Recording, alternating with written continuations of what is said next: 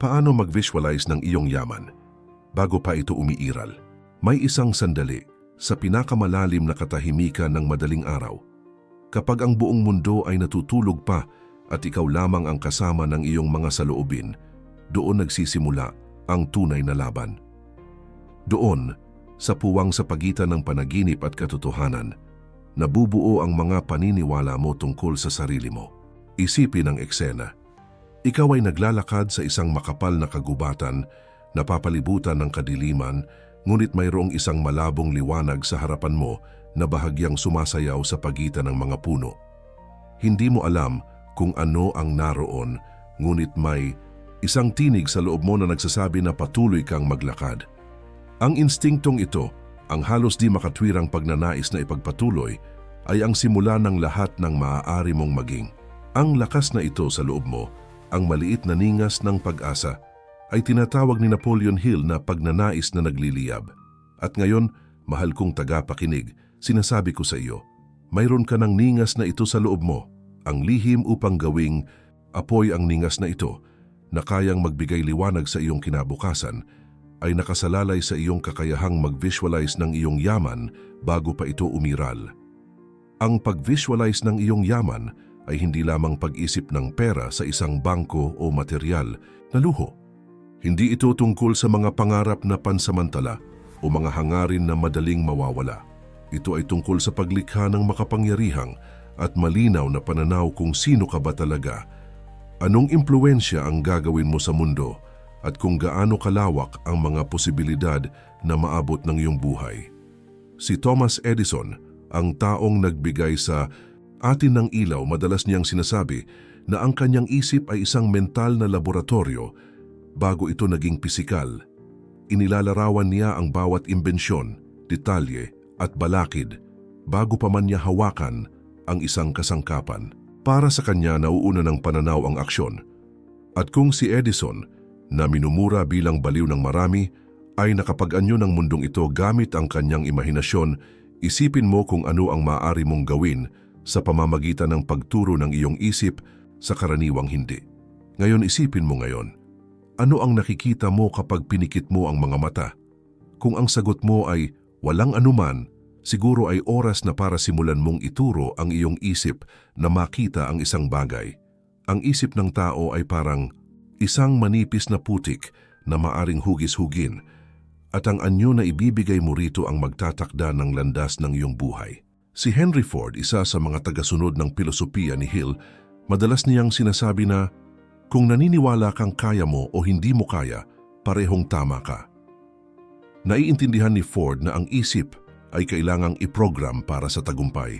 Naglaan siya ng mga taon sa pag-iisip ng mga pabrika na pinapagana ng conveyor belts, mga kotse na abot-kayang ng lahat, at isang industrial na revolusyon na magbabago ng anyo ng planeta. Ngunit bago niya itinayo ang kanyang unang mga pabrika, nilikha niya na ang lahat ng ito sa kanyang isip. Alam ni Ford na ang unang hakbang sa pag-abot ng anumang malaking tagumpay ay gawin itong totoo sa iyong imahinasyon. Kaya, paano mo sisimulan ang pag-visualize ng iyong yaman? Una, intindihin mo na ang yaman ay mas malawak kaysa sa pera. Ito ay tungkol sa layunin, kalayaan upang lumikha, kakayahang tumulong sa iba, at pamana na maiiwan mo. Magsimula sa pagtatanong sa sarili, sino ang gusto kong maging? Paano gusto kong maramdaman araw-araw kapag gumising ako? Ano ang gusto kong maibigay sa aking pamilya, komunidad at sa mundo? Ang mga tanong na ito ang pundasyon ng iyong pananaw. Hayaan mong mabagal itong umusbong tulad ng isang pintor na nagpipinta ng isang obra. Huwag magmadali. Payagan mong mangarap ng malaki, ngunit punan din ang mga detalye ng larawan. Mas malinaw ang iyong pananaw, mas nahahawakan ito. Ngayon, lalo nating sisikapan. Kapag nag-visualize ka ng iyong yaman, binubuo mo ang isang tulay sa pagitan ng kung sino ka ngayon at kung sino ka ba talaga. Si Abraham Lincoln, isa sa mga pinakamahusay na leader sa kasaysayan, nakakaharap ng walang katapusang kabiguan bago siya naging presidente. Nawalan siya ng eleksyon, nagkasakit ng negosyo, at nagdusa sa mga personal na krisis. Gayunpaman, hindi niya nawala ang kanyang pananaw ng isang pinag-isang bansa na walang alipin. Nakikita niya ang pananaw na ito nang malinaw na kahit sa pinakamadilim niyang mga sandali, patuloy pa rin siyang lumalaban. Alam ni Lincoln na ang pag-visualize ay hindi nag-aalis ng mga balakid, ngunit nagbibigay ito ng lakas upang malampasan ang mga ito. At ganito ang dapat mong gawin. Tingnan ang iyong yaman bilang isang hindi maiiwasan, bilang isang bagay na umiiral na sa malapit na hinaharap, na naghihintay lamang ng mga hakbang na kailangan mong gawin upang marating ito. Ngunit narito ang sikreto na hindi napapansin ng marami.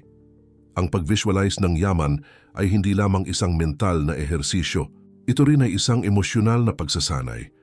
Dapat mong maranasan ang emosyon na parang naabot mo na ang gusto mong mangyari. Si Walt Disney, habang dinisenyo ang kanyang unang theme park, hindi lang siya gumuhit ng mga mapa at sketsa. Nabuhay niya ang pangarap na pasayahin ang milyon-milyong tao. Nararamdaman niya ang kasiyahan ng mga batang tumatakbo sa parke, marinig ang tawa, makita ang ngiti. Naiintindihan ni Disney na ang emosyon ang nagiging gasolina ng visualisasyon. Kapag nadarama mong ang saya, pagpapasalamat at kasiyahan sa iyong pananaw, ang iyong subconscious mind ay nagsisimulang gumawa para gawing katotohanan. Parang nagpapadala ka ng malakas na mensahe sa universe. Narito na ako at narito na tayo sa mahalagang punto, ang pang-araw-araw na disiplina ng pag-visualize ng iyong yaman. Hindi ito isang bagay na gagawin mo minsan at tapos na. Ito ay patuloy na pangako. Isipin si Jesus Christ kung saan ang kanyang mga salita at aral ay nananatili hanggang ngayon. Hindi lamang niya ipinangaral ang mga ideya, intensibo niyang inilaban ang kanyang paniniwala. Malinaw ang kanyang misyon at lagi niyang iniisip ito kahit harapin ang pagsasamsam at kahirapan. Sa parehong paraan, dapat mong ipagpatuloy ang pagpapakain ng iyong pananaw araw-araw. Maglaan ng oras upang meditahin ito. Gamitin ang iyong imahinasyon upang punan ng mga detalye. Makita ang mga kulay, marinig ang mga tunog, maranasan ang mga texture. Gawin itong banal na ritual tulad ng isang tahimik na panalangin sa iyong kinabukasan. Ngunit ingat, ang pag-visualize ng walang aksyon ay parang isang barko ng walang layag. Maaari kang magkaroon ng pinakamaliwanag na pananaw sa mundo, ngunit mananatiling hindi matanto kung hindi mo gagawin ang mga kinakailangang hakbang para ito mapanumbalik. Si Andrew Carnegie, ang magnate ng bakal, minsang nagsabi na ang bawat dakilang yaman ay nagsisimula sa isang ideya. Ngunit inilahad din niya na ang mga ideya ng walang pagkilos ay parang mga buto na hindi kailanman lumalaki. Kaya habang nag-visualize ka, simulan mong kumilos. Ang mga maliit na pero patuloy na hakbang ay maaring tila hindi mahalaga sa simula. Ngunit may kapangyarihan silang bumuo ng momentum. Tandaan, ang imperyo ni Carnegie ay nagsimula sa isang pabrika. Ang imperyo ni Rockefeller ay nagsimula sa isang investment. Ang imperyo ni Jobs ay nagsimula sa isang garage. Hindi sila naghintay ng perpektong kondisyon. Nagsimula sila kung saan sila nandoon, gamit ang kanilang meron, na hinahatak ng pananaw ng mas malaking bagay. Narito ang isa pang katotohanan na dapat mong tanggapin.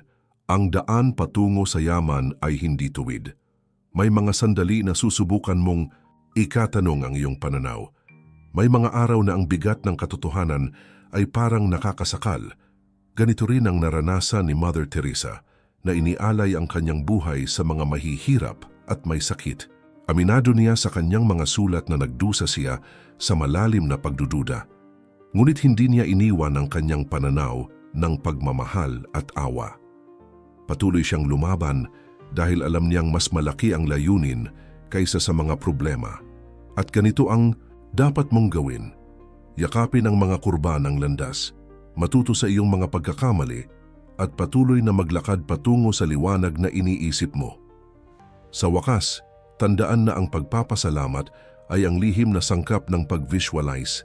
Kapag nagpasalamat ka sa mga bagay na mayroon ka na, pinapalakas mo ang iyong kakayahan na humikaw ng mas maraming mabuti. Ang pagpapasalamat ay hindi lamang magandang salita. Ito ay makapangyarihang lakas na nag-a-align ng iyong isip sa kasaganaan ng sansinukob. Si Oprah Winfrey, na umakyat mula sa kahirapan upang maging isa sa pinakamaimpluwensyang kababaihan sa mundo. Palagi niyang inilahad ang papel ng pagpapasalamat sa kanyang paglalakbay. Inilarawan niya ang kanyang tagumpay, ngunit nagpasalamat din siya sa mga maliit na milagro araw-araw na nagbukas ng landas para sa kanya. Sa pamamagitan ng pagsasanay ng pagpapasalamat, nililikha mo ang virtuous cycle. Mas lalo kang nagpapasalamat, mas maraming mabuting bagay ang darating. Ngayon, habang tumatanghal ang mga salitang ito sa iyong isip, hayaan mong muli mong isipin ang malabong liwanag sa kagubatan. Mas malapit ka na dito ngayon, at bawat hakbang na ginagawa mo ay gumagawa nito ng mas maliwanag. Maniwala na ang liwanag na ito ay totoo, na kumakatawan sa lahat ng gusto mong mangyari at nararapat sa iyo. I-visualize ito ng malinaw, maranasan ito ng malalim, at maglakad patungo dito ng may determinasyon. Dahil sa huli, ang yaman na hinahanap mo ay hindi nasa malayong lugar. Umiiral na ito sa loob mo, naghihintay lamang na makita mo, paniwalaan mo at payagan mong maging totoo. Ang susunod na hakbang ay nasa iyo.